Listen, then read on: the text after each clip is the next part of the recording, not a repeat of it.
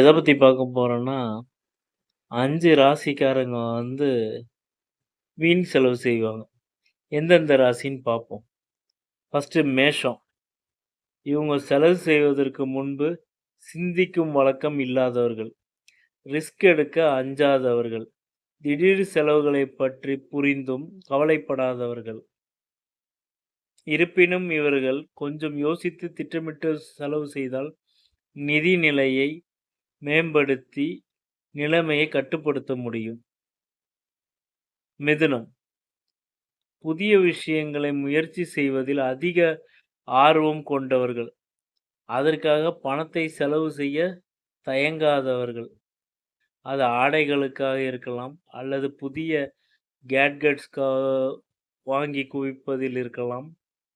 பணத்தை வாரி இறைப்பதை கட்டுப்படுத்தினால் கடன் தொல்லை இல்லாமல் வாழலாம். அடுத்து 3வது சிம்மம பத்தி பார்ப்போம். ஆடம்பரத்தையும், அந்தஸ்தையும், பெருமையையும் கா காட்டிக்கொள்ள பணத்தை வாரி இறைக்க தயங்காதவர்கள்.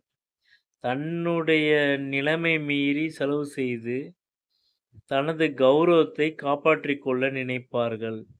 இந்த மனநிலையில் இருந்து அவர்கள் வெளிவந்தால், அவர்கள் பொருளாதார ரீதியாக சிறப்பாக முன்னேறலாம். 4வதா நம்ம பார்க்க போறது துலாமு.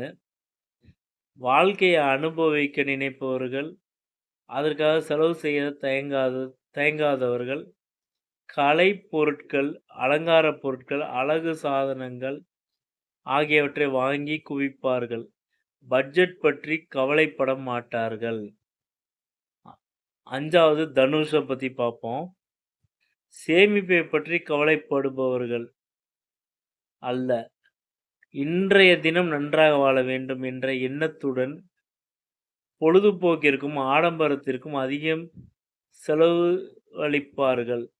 நிதியை கொஞ்சம் திட்டமிட்டு செலவு செய்தால் கடன் தொல்லை தவிர்ப்பதோடு நிதி நிலைமையும் முன்னேறும்.